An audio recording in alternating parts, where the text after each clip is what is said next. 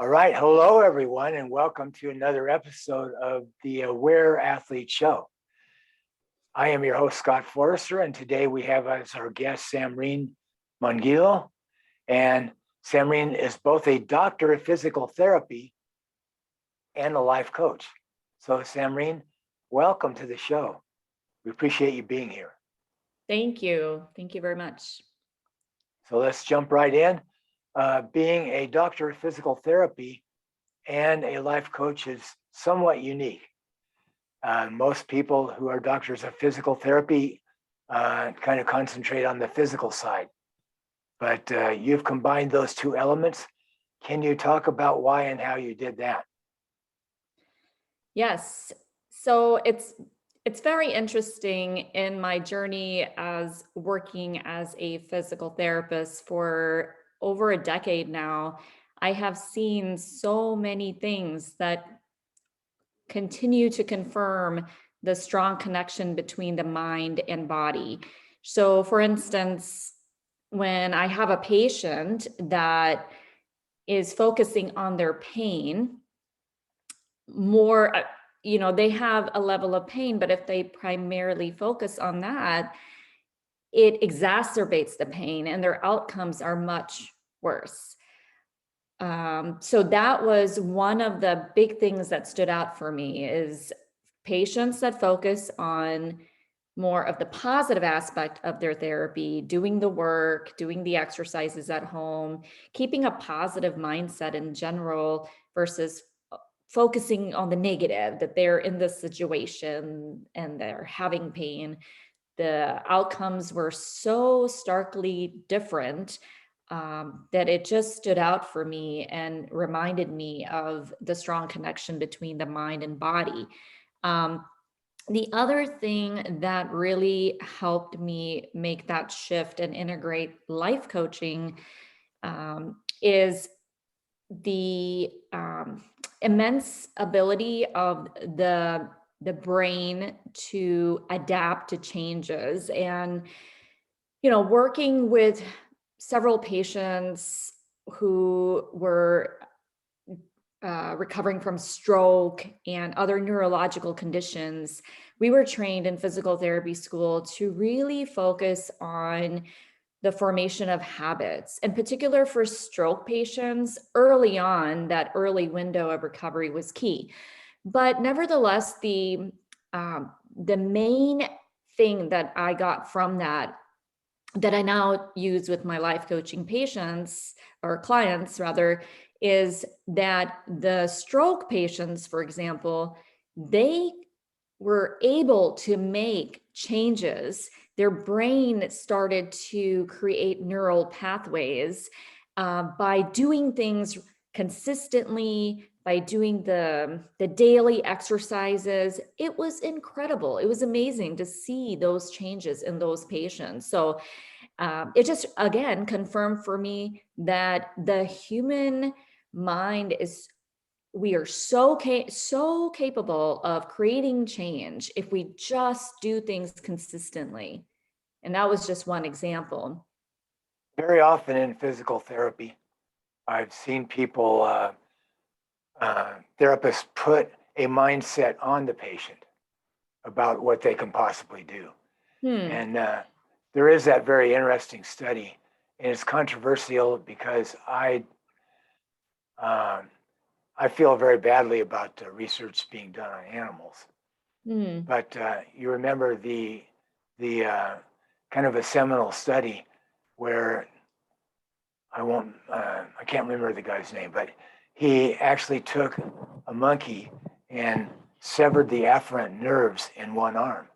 And the monkey let that that arm just hang. And it was useless to him now. So then he did that in the other arm. Now the monkey can't eat if it doesn't use its arms. And it learned to use both arms. Wow. And so there's the mindset and the feeling. And yes. Yeah, we can. Yeah. It's absolutely incredible, the potential that we all have if we just use the power of our mind. Yeah, exactly. someone said a brain without a body could not think, because we have to be connected to the body and thereby to the environment to think at all. Yeah. So, well, I think that's wonderful that you came up with that just through being in touch with yourself and being in touch with what you are actually doing with people. Thank you. Do you run a clinic by yourself, or do you work with other therapists? So my life coaching is actually completely a separate business. I work part-time still as a physical therapist, an outpatient physical therapist. And I think I will for the long term because I love it. I enjoy that work also. But the life coaching is completely separate. It's my own company, my own business. And that's interesting too. So you do both. Yes. And I'm sure you bring both into both things then. Absolutely. As much as you can, yeah. Yeah. So what was your life path that led you to be a physical therapist? And then of course to a life coach. I'm assuming the life coaching came later. It definitely did. Yes. Yep. It came a few years after I was working as a physical therapist, probably about 5 years into it. So what led you to that path? Yeah. It was a long journey. It was definitely not something I realized overnight. In my 20s and my 30s, when I was trying to do different things, I was teaching. And so in my 30s, I started the physical therapy route. And in terms of how I decided to be a physical therapist, that was because I wanted to help people and I loved health and fitness. That was part of who I was. And so that's what drew me to that. And then with the life coaching, like we had talked about, but really I was led to both of these professions because of my childhood and how I was always so driven to help others and at the same time to figure out how I can reach my highest potential. I really can't put my finger on it, but I always wanted to learn how the greatest people became great. And I wanted to be that way. And at a very young age, like sometimes I wonder, it was actually as a teenager even. And I would look at other successful people and high achievers, and I was always in awe. And I always wondered what made them tick. And I knew that one day I could reach that potential. It took years to get to that point. And that is why, honestly, that is why I'm so passionate about the life coaching work that I do. It's a way. I have developed a program. It's 7 steps for transformation, 7 tools essentially for transformation. And it's because I'm trying to help people avoid the struggle, avoid the agony and the pain of not living to their highest potential. Scott, there's too many people that just don't believe in themselves. They don't, they're afraid of success. They don't know how, even if they want success, they don't know how to get there because their self-image doesn't match their goals and they keep self-sabotaging the results. And so I worked hard in my life. I talked to so many mentors. I read so many personal development books. It was something I was almost obsessed with in my life. And, now I just feel that if people who are younger in their 20s, 30s, 40s, they can start shifting their mindset, creating more balance in the mind, body, and soul, that balance then they can start living more fulfilling lives. They can avoid the cost that comes from not believing in yourself and not living up to your highest potential, which is really the chronic stress, chronic, burnout that results. And then ultimately, as I see with my physical therapy patients, Scott, you see the chronic illnesses, people who have not taken care of themselves, mind, body, and soul over the years. Ultimately, as they get older, they will see it in terms of stress and chronic illnesses. Absolutely. I think we embody just about everything, everything we do. Yeah, And absolutely. you can look at someone my age, begin to see this thing that goes on here. And it has a lot to do with both habit and self-image over a lifetime, I think. Yes. We can be more expansive, or we can be a little bit contracted, and eventually that, it builds up in us. But what you've said there, I think, is so interesting. Something inside you that led you on this path is that I think that there's something inside all of us where we know there's this great big treasure in there. Yes. And so lots of things in our culture keep us from understanding that. And fear, intimidation, just the idea that if we step out of line and be ourselves, we might not make a living. Or go ahead, you were going to say something. So as you say that, I have to say that you're right. You're absolutely right. It is the fear. It is what we learn from society. So then the solution, and this is really at the core of my 7-step program and in my life. Yeah, tell us about that. Yeah. So this is it. It's so what separates me from many of the other life coaches out there is this one single thing, and that is I truly believe that the way to fundamental change, when someone wants to change their habits or improve their life, the one step that's missing, even in a lot of therapists, life coaches, therapists, anyone who's trying to help someone, they fail, they often overlook this one step, and that is not looking at a person's limiting beliefs.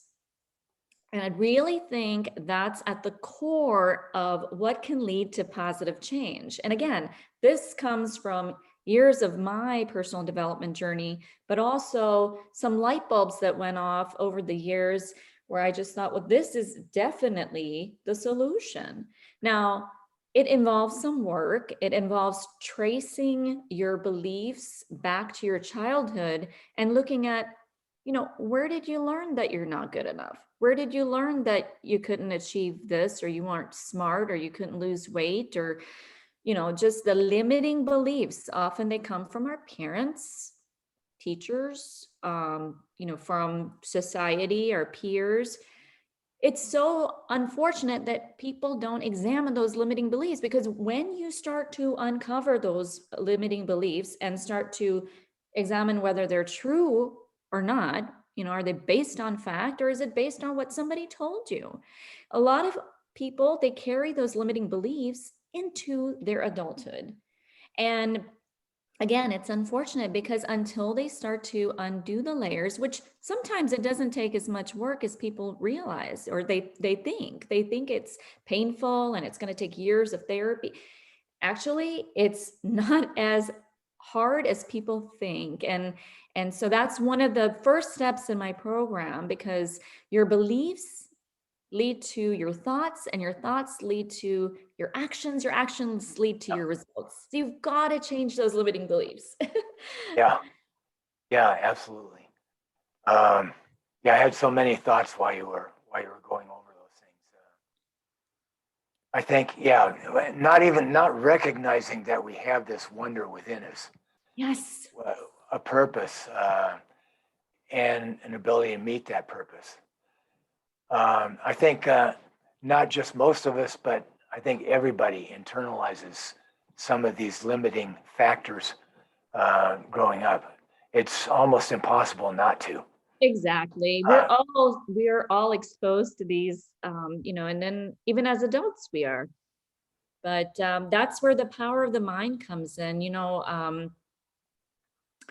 One of the first motivational books that I read, I think I was 15, and it was The Power of Positive Thinking by Norman Vincent Peale. You might have Yeah. heard. So one thing he says that I love, it's so simple, but it's so true and it's so powerful, and is that if you have a positive thought, a positive thought will lead to a positive result. And a negative thought will lead to a negative result. And it's, again, so basic. It's so basic that I think people take it for granted. But ultimately, that's where a person's power is. It's like the law of attraction. You sow what you reap, or you reap what you sow. It's for every action, there's an equal and opposite reaction. There is a consequence for every thought that you hold in your mind. And your thoughts are so powerful, tied into your subconscious mind even. That's the one thing that I love to talk about, and I'm so passionate about it, because I think in my 20s, if I realized this, if I truly registered this in my mind, it would have made a big difference. And I think, the main message is that we are all so capable of doing so much if we connect to our highest potential. And one of the biggest ways to connect to our highest potential is through the power of our mind. That's really the foundation for success, I believe. And, having that strong mindset, it can help with stress, it can help with challenges, but it's not just that, Scott. It's creating a healthy lifestyle, the mind, body, soul, eating well, sleeping well, getting daily exercise is huge.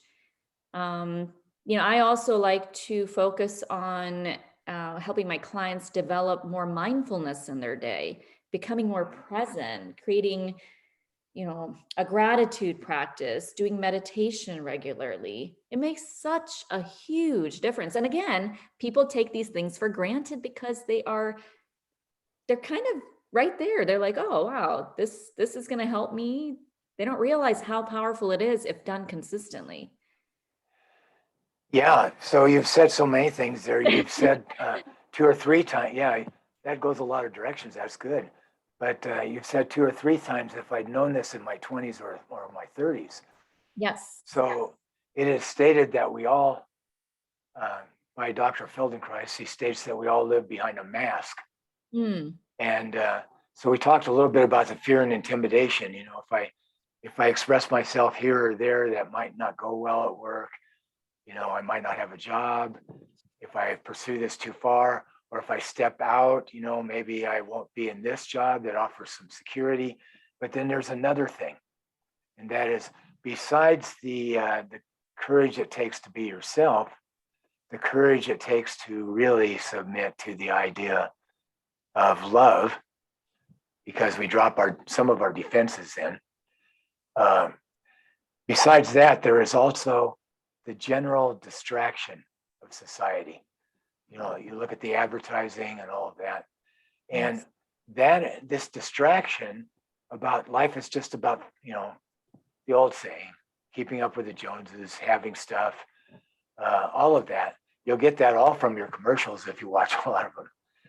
A brand new car has to be, it's not just a car, it's sexy and it's desirable. So there's so many distractions. And what they do is they distract you away from what life is. You've discovered what life is. It's the process of unlocking what's inside of us. And it's painful if we don't. That's it. Yes. It manifests stress, anxiety, depression, and especially in this day and age with everything else that's going on to compound it. Oh yeah, it's a big problem. You mentioned mindfulness. And you mentioned this is not as hard as you think. Whenever awareness shines its light inside of us, that's not so hard. Everything's different now. We see it differently. Yes. And we didn't have to work real hard to do that. You know, when we gain a new awareness of how we are, what we're doing, how we relate to the world. But those distractions, it took me, I'm over 70 now. It took me like every decade, it just took a long time to even realize one person defined awareness as living life as if it mattered. And Yeah. it just takes a long time to come to that, because it's not what we're raised with. Yes. We're raised with a physical life that you protect yourself from the dangers and get as much as you can. Yes. I And mean, we run on autopilot, and it's yeah, autopilot, yes. And all especially of that keeps us, Western society. all of that keeps us from a growth mindset, really. Yes. And mindfulness So, is a skill. It can be learned. yes, it is. So here's another idea, and that is when you get to be 70, you realize that some of your friends are gone, the people you've worked with are gone, and you're really surprised because they didn't seem that old. And but every year it gets more and more like that, and you realize that it's a privilege to be alive. Yes. Life is short. So it is. tell me about a gratitude practice. So gratitude is really almost like, when we focus on gratitude, it's almost as if we're bringing more love into our life.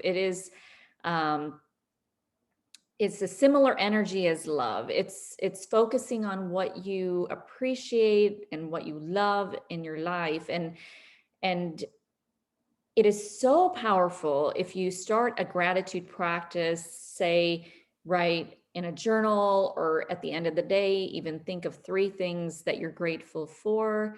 What ends up happening, Scott, is if you do this on a regular basis, and I do it every single day. I can't stop doing it now because it feels so good. But when you do it on a regular basis, even when you're not writing in your journal, you're still focused, your mindset starts to shift towards things that you are grateful for. So like normally at night, I'll write down 3 things that I'm grateful for. But during the day today, I can think of a handful of things, the small things, time with my 5-year-old before school, the cuddles that we had, and, just so much to be grateful for. We can focus at any given moment on only one thing. It's our choice if we want to focus on a fearful thought, or if we want to focus on a loving and grateful thought, something that we're grateful for. It's in our hands, really. We have much more power than we realize. And the gratitude practice is a powerful tool. Powerful. I think that just leads into something else, and that is people strive and struggle all their lives. And what happens if I think if we're very quiet, we know a little bit about who we are and what we really can do. So what happens if we drop the striving and struggling a little bit, quiet our minds, be thankful for who we are, feel who we are. Yes. And you mentioned the law of attraction, and then just let happen what happens. What happens? What happens? So go ahead. Yeah. So I'm sorry, if you can reframe the question, I want to make sure I answer it correctly. So with mindfulness, what happens is that, yeah. What happens if we're just satisfied with who we really are? Yeah. Yeah. It's such, and even what happens in the world around us when we're that way. Yeah, there's surrender. It helps us manage stress. It helps us manage the challenges that we're facing in life, the day-to-day things, mundane things, any stress that is present in our life, when we stop and pause. One of the things that I also talk about is the power pause. In the middle of the day, takes 3 minutes.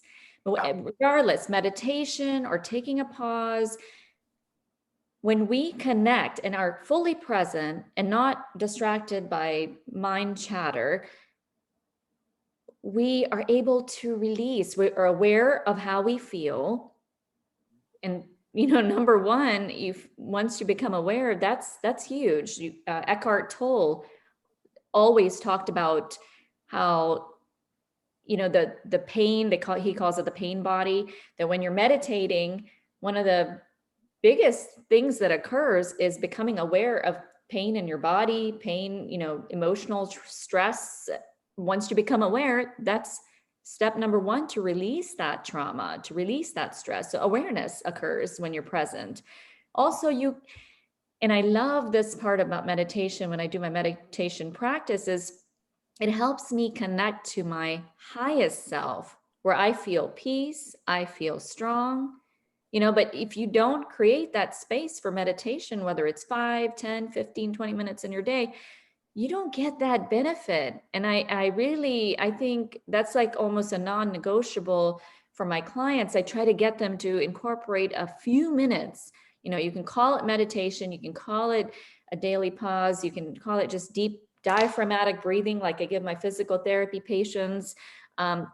It's focusing on your breathing, being present, stopping the mind chatter. There's power in that. Yeah, I like the focusing on your breathing, definitely.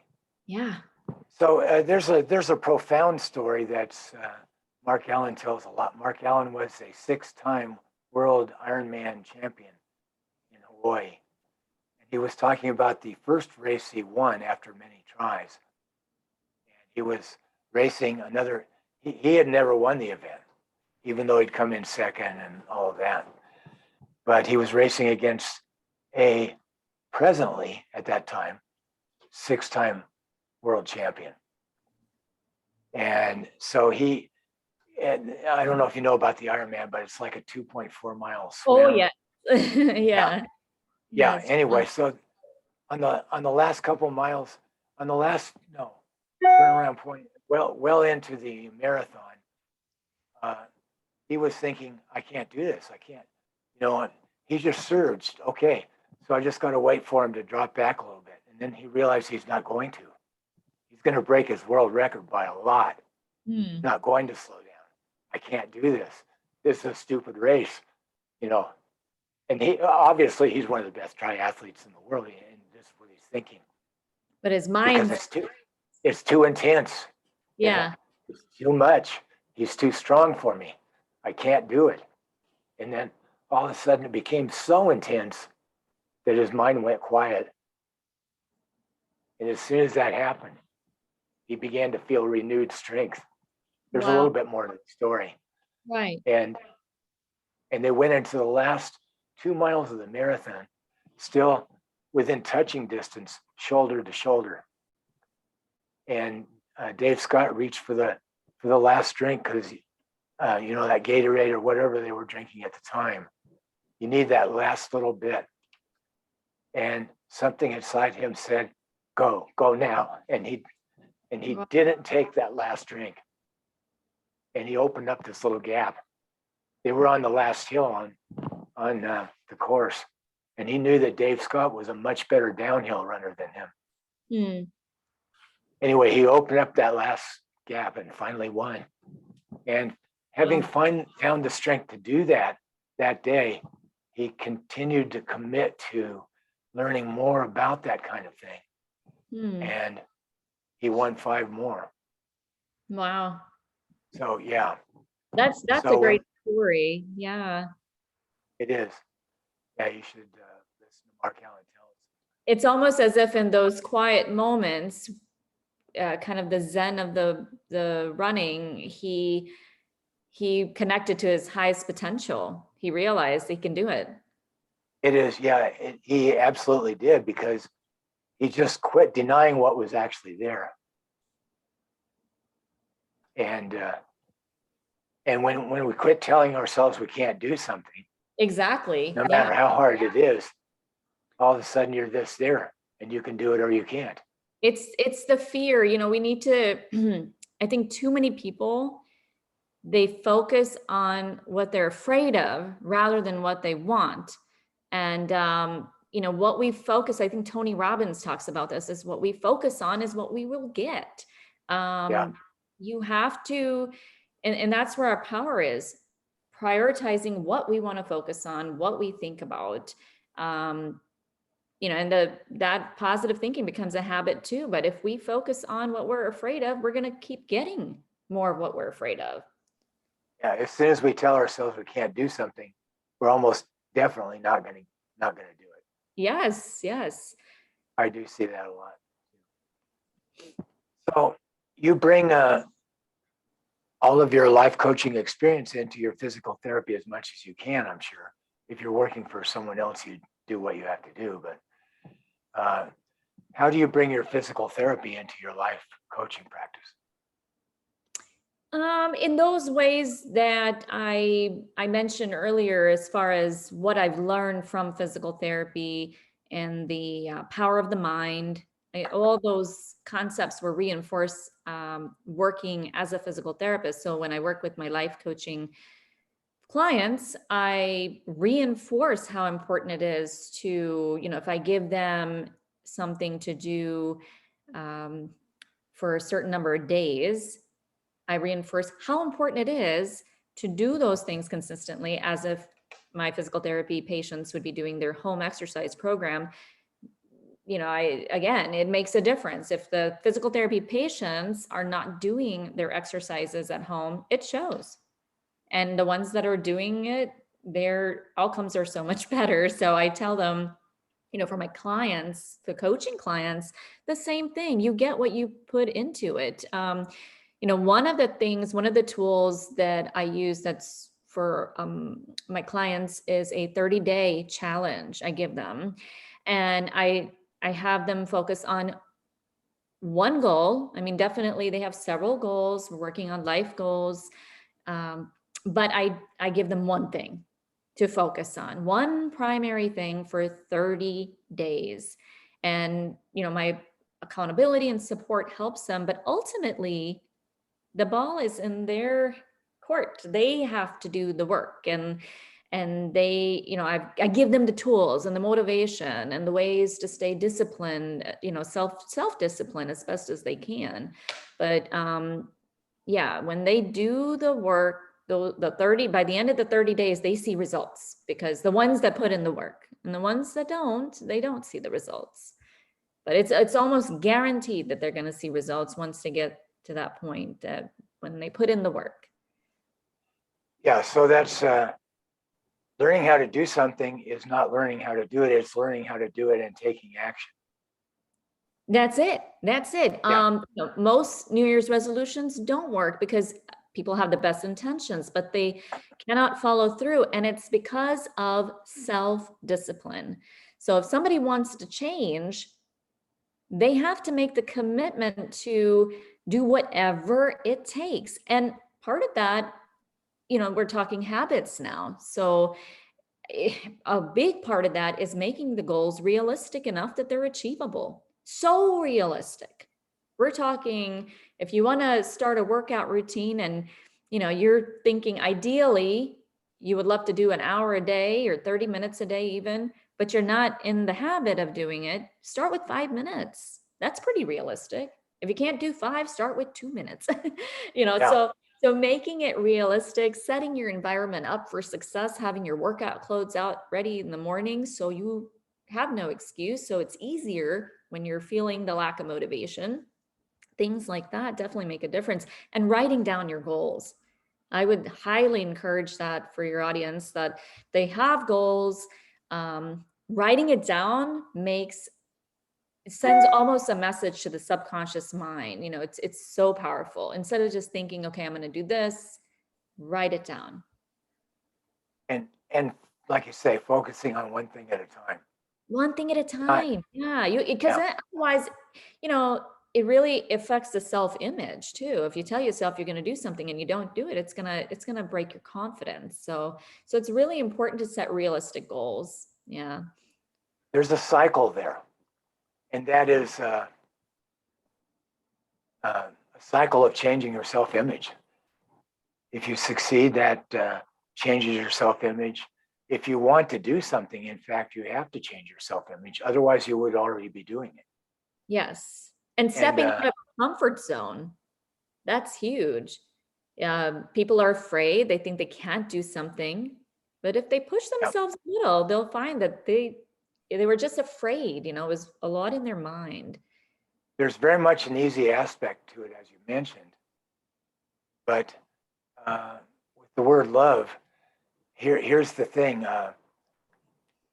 The word love is not all about me.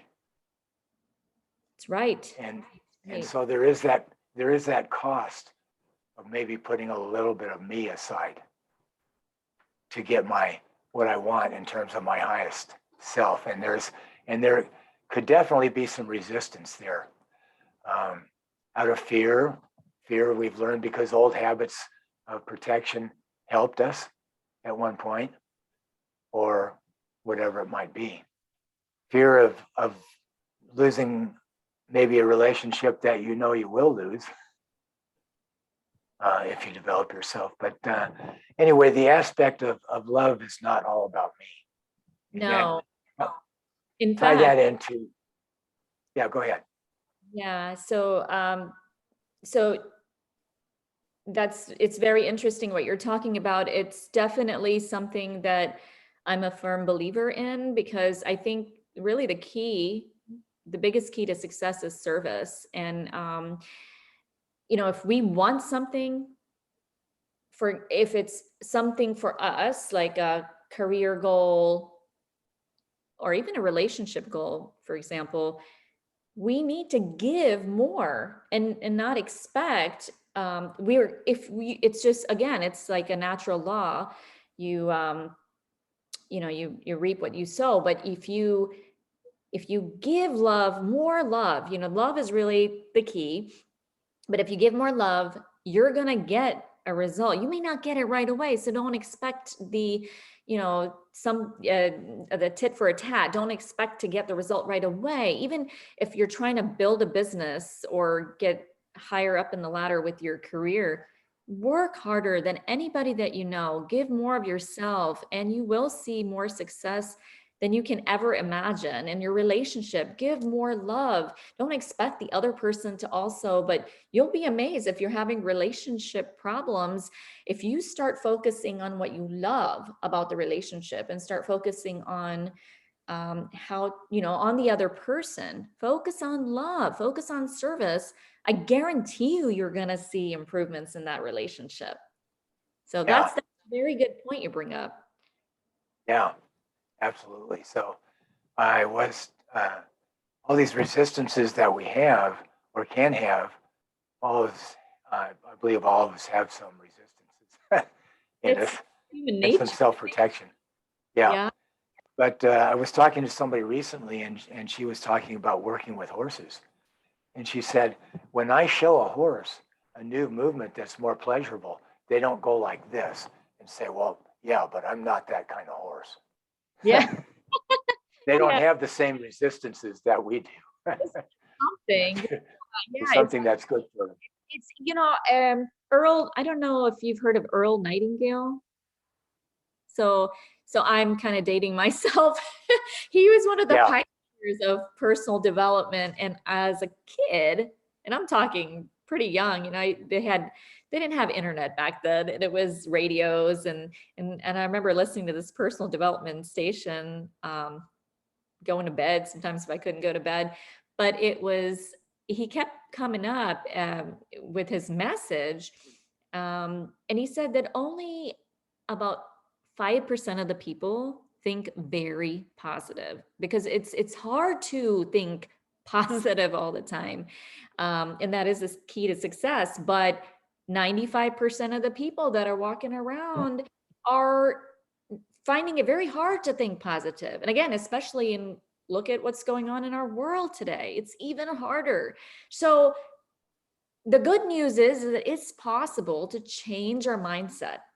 It's possible. And the struggle does not have to be there if you just take the steps. And that's why I created my program, because I feel that it's a really good program that condenses all the shortcuts that one might need to create lasting change, starting from the mindset, healthy habits, and then creating that balance between the mind, body, and soul. Because otherwise, if people don't address their limiting beliefs, if they keep going, you keep doing the same thing, you're going to get the same results. It's like putting a Band-Aid on your problem. And life is too short. Like you said, we're all meant to live with joy and fulfillment. It's possible. Yes, it is. Yeah. And so can you comment about individual? Because this leads into something I know you really like to talk about. But can you talk about individual gift, individual power? What's individual about our power?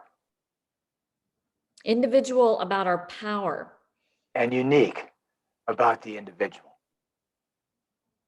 So do you believe that individuals have a unique ability as an individual?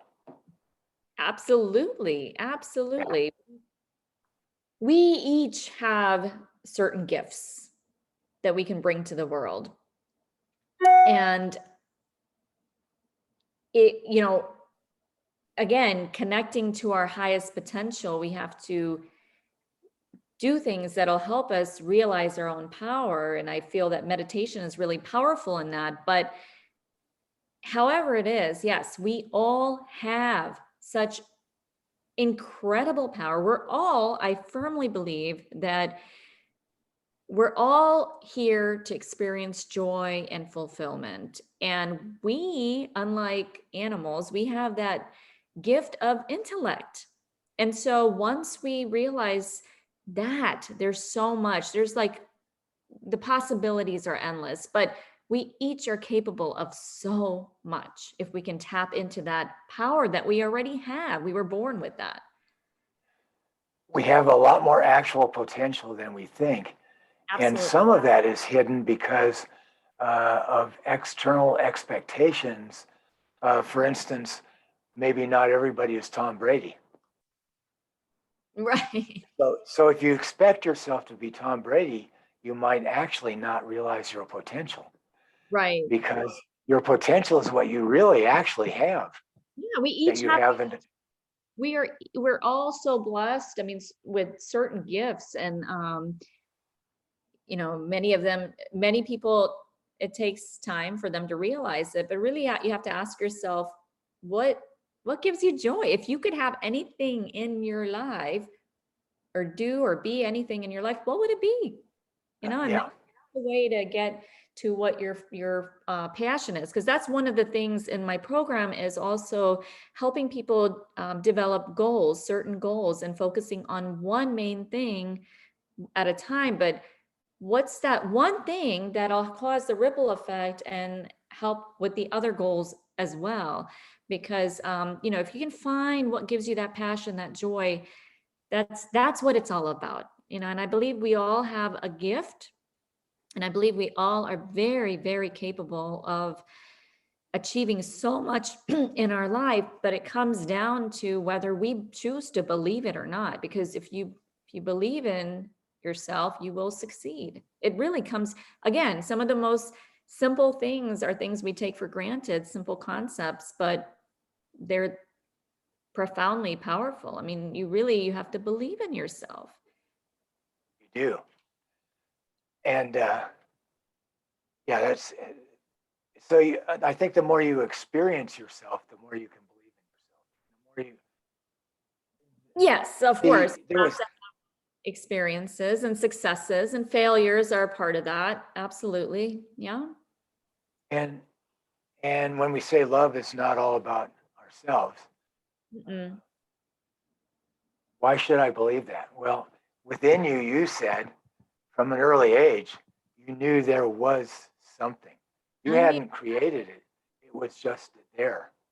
I'm also very intuitive, so I always had a gut sense of things. But it was like a fire in my belly. I knew that I wanted to reach my highest potential. I knew I wasn't there, or I was there, but I didn't know how to get there. And So that's a very interesting point there. You yeah, didn't know how to get there. right. Yes, it So was I'll ask. frustrating. It was frustrating What? that Yes. discrepancy was frustrating because I was like, Yes. I was here, but I wanted to get here. You know, Yes. I didn't know So how. let me ask you a life coaching question, and that Sure. is, somebody comes to you and they say, "I want this," but you can see maybe you said you are intuitive. You can see maybe that what they really want is this. They're confused because they think maybe they want this, Sure, but yeah. that is only keeping them from seeing that they really want this. What do you Right. do with that situation? Yeah. So this is where we start to tap into their higher, if they can connect. Okay, so if they can connect to their highest potential, their higher self, by quieting their mind, by asking themselves, some people are not even in touch with the, their higher self. Like, we each have a higher self, and that, they can call it whatever, but we each have the answers within, essentially. You have to quiet your mind. Journaling is a great technique, writing things down, but connecting to your highest power. You don't have to be religious. You just, just like, it could be a form of spirituality. Some people just think, okay, connect me to my highest power. But once you do that, you can get the answers that you need. And I think a lot of people that are confused about where they want to go in life, they can get the answers by quieting their mind a little bit and then focusing within. Journaling is a great technique. Kind of write things down, pen to paper, and ask for the answers to come to you, and just free write. So I think you said I knew I knew what I wanted, but I didn't know how to get there. I think that's a process. I think it's some of the process of life. It absolutely is, Scott. And I'm not saying it's easy by any means. No. No, But I think it just grows on you, so to speak. it grows on Yeah. you, but also I think, you can get, it's a process, no doubt. And truly, I believe we're all here to experience the journey, the process. But I think pain can be avoided. Like, you can get, if you're down here, you want to get up here, you can go the very long way, painful way with struggles, or you can kind of create like a shortcut to get there. And that's what I truly believe, that I have that shortcut that can kind of help people create those healthier habits, positive mindset for greater fulfillment, so that they don't have to experience burnout, anxiety, stress for so long. It's kind of that curve. You can have a longer journey to personal development or a quicker journey, but it is a journey and there is work involved, but it doesn't have to be as painful as some people experience. Yeah, I think because you have come to that place, you know that it's simpler than at one time you would have thought. And Yes. therefore, as you said, you've kind of condensed that and you can help people along the way. Yeah. Yeah. And that's pretty cool. Yeah. So let's go over something that you've said quite a bit already, but it's so essential is that, and the way somebody else put this, many other people have put it, is that you have to be part of your own healing process. You can't get somebody to fix everything for you. Oh, absolutely. So can you comment on that a little bit, how that's Sure. almost the central pillar? And because not only could we put it that way, but you're also here, I know from things you've said and written, that to help people find their own power. Yes. Yes. Yeah. Yeah. That's, it's such a great question. Such a great question. So years ago, my 20s, someone very wise, one of my mentors, Just a great individual. He said, really, the key to success is to own your power, to own your life. Yeah. And at that early stage in my life, I didn't fully understand what that meant. I didn't realize, it sounded so good, but again, I didn't know how to get there, how to own your power. Now I know that what it entails is to first realize that we have that power. But then also, yes, it takes work. We have to, on a daily basis, be aware of our thoughts. Our negative self-talk is so prevalent for so many people. If we catch, in the moment that we catch our negative talk, if we can pause and not allow that negative thought for greater than 5 seconds, then that's a really powerful tool. You have a negative thought and within 5 seconds, you make the decision, you're going to not have that thought anymore. But really, owning your power entails mindset, healthy lifestyle, making the effort to get enough sleep, doing the foundational things for your health, exercise, eat well.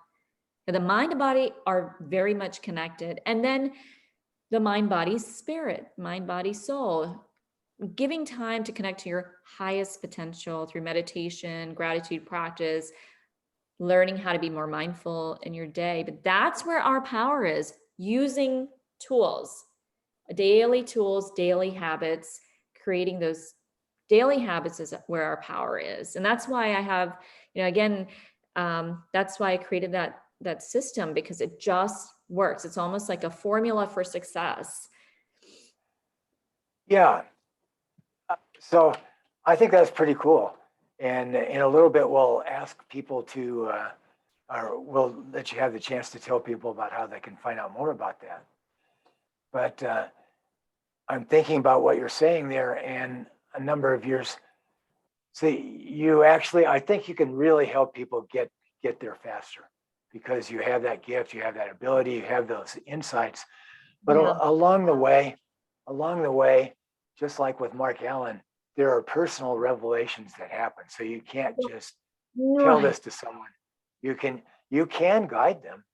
And if they're at the place to listen to that, when you're ready, the teacher appears and all of that, you can actually be of a tremendous help. I really think so. Thank you. There are these personal revelations that come along the way where you say, "Oh, that's what they're talking about." You have to go through the process. Yeah. I'm shining the light. I'm just there to hold the person's hand, guide them with the shortcuts, with the tools, but essentially, and give them the opportunity to, but they have to be in that space. Yeah. So a number of years ago, I had a work situation that I really wanted to change, but I couldn't. Everything I tried went awry. I know why now, and then the one thing I didn't realize is, I have plenty of potential to do whatever I wanted. When that hit me in the right way, it wasn't I could change that fairly easily. Not overnight, but within a few months. Yes. And so there's that. It's like a light bulb has to go off sometimes. It was, but I had to fail a lot to see what I was doing with myself to prevent me, that, like, I'm not that kind of horse. I won't do it that way. I think that is the way. So you have to open yourself up to more. And because we're all a little bit close somewhere. And anyway, that was my experience. I'm going to ask you, what is your personal experience with burnout and misdirection that led you to where you are today? Yes. So, that's the reason that really I was led to create a program, again, to help people avoid the pain and struggle, because I personally experienced it. I am an overachiever, and really, I like to see myself as kind of an ex-overachiever, because I really was type A. I did set very high expectations for myself. And I felt that by succeeding in those goals, it would add value, like self-value. It would reinforce my self-worth. And I did that for years and years and years until I broke down with my health. I started to experience chronic headaches, and um, it was just to the point where I thought I have to make some changes. And I started to really dig deeper with the resources that I already had over the years. Again, like I said, talking to several mentors and really successful people, gathering that information and research, but also just doing my own work to create a healthier lifestyle. For me, it was eating. A big fundamental shift was when I made some lifestyle changes by eating better. Because whatever you put in your body affects every single cell. And it's really important to drink a lot of water, those types of things you already know. And exercise for me was not an issue. I always prioritize exercise. I had no trouble with that, but the biggest thing for me was the diet and then the mindset. So I just realized, wow, if I put together all the things that made a difference for me to overcome my headaches, because eventually my headaches got better. And it was such a relief, because it was hard. Every day I lacked energy. Every day I struggled with just feeling run down, and the overwhelm. I mean, I was burnt out. And so I don't want to see any other person experience the symptoms, the things that I did. If I could help it, that would just really give me a lot of satisfaction to know that people can benefit from a strategy. There's a system and it works. You don't have to, like, if I knew back then that, okay, if I spend 30 days diligently working towards my goals, focusing on healthy habits, then neural pathways will be built in my brain and there will be lasting change. But it's very hard to be self-disciplined when you're on. So I think that for me, it was huge. I did have some mentors that really helped me. I worked with some life coaches myself, and that made a big difference. Yeah, so I lost one sentence there. It's very hard to be self-disciplined when you're When you don't have the support, the accountability. It's hard to do it yourself sometimes. So telling a friend, your spouse, using those accountability logs like a habit journal or something, or even hiring a coach, but have some way to keep yourself accountable. That's huge, because it takes, there's so much research that shows that it takes about 66 days on average to create new neural pathways in the brain. So it's essential that we do whatever it takes in the first few weeks of creating change, few months, really, to stay consistent with our goals. And it is hard, because you're actually fighting old behaviors, old habits that are actually, the neural pathways are already set. So if you look at it from the scientific point of view, going into a decision to create a new habit, it's going to be tough. So you need to gather all the tools, all the resources that you can when you're starting. Yeah, so you changed yourself inside. And you changed your eating habits. Are you still doing exactly the same job, exactly the same hours, exactly? What did you change there? Was there anything there that was unnecessary that you dropped? You mean in terms of the eating habits? No, you said you were doing. Oh, yes, And yes. you're getting burned out. So do you do less? Do you say no to anything? Do you, So I have a toddler, and taking Mhm. care of the family, and then I have my physical therapy job, and then the coaching business. So it's a lot. The best thing that I've done that's helped me as far as feeling less overwhelmed with the doing, constant doing, is carving out time for my self-care. So prioritizing my needs. I take time out every day to meditate, exercise. I have a morning routine. It doesn't take long, but starting the day right really helps the right tone for the day. It's those little things for me that help me to pause, the daily pause that I do. It's called a power pause. You kind of become aware of your environment, your mindfulness. Kind of, I look at it as a mindfulness practice, but you just are more aware. You focus on your breathing, just to take the pauses are really important. And also, yes, saying no, saying no to things where I normally would have said yes. People inviting me to things and asking me to do different things. I have been saying no a lot, and you know what? It's a good feeling. It feels good to create space. You have to prioritize, and that's also a skill. Just knowing, looking at your week and writing things down, scheduling things Yeah. in. Scheduling Yeah. vacation is important. Yes, it is. It is. Yeah. Once in a while when we can do it. Now you Right. talked about eating, and it's very difficult when you're working for someone else to eat the way you might like to. How do you take care of yourself, say, eating wise at work and around work? So one of the things that's helpful is meal planning. Like on Sundays, I'll sit down and write kind of all the meals, including snacks for the week. And it takes a little bit of time, not too long, and it gets easier, the more you do it.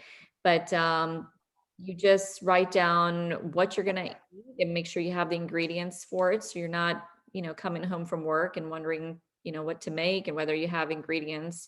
But meal planning, I think, is really helpful. Yeah. Yeah. Well, I think that we could, I keep thinking of things here, but I'm going to ask you to go ahead and tell us how people can get in touch with you, how they can work with you in various ways. Okay, yes. Where can I get in touch with you? Where can people learn more about you? So I can give my website, and I am offering a free consultation for anyone who might be interested in coaching. The website is www.samreen or coach, sorry, it's www.coachingbysamreen.com. So that's coaching by Samreen, SAMREEN.com. And when you go to the website, you can get some more information, and there's a place to schedule, I believe, a free consultation. But you can also email me at Samreen, SAMREEN, PT@gmail.com. All right. So that's fairly simple, and I'll put the website in the description. And you've worked with all kinds of people, Yeah. all kinds of issues, yeah. Mhm. So Samreen, this has been wonderful. I enjoyed it very much, and I really want to thank you for your time here on the interview. Oh, and thank you for having me. I love talking about this topic. Right. So I'm going to say goodbye. Okay. Thank you, Scott.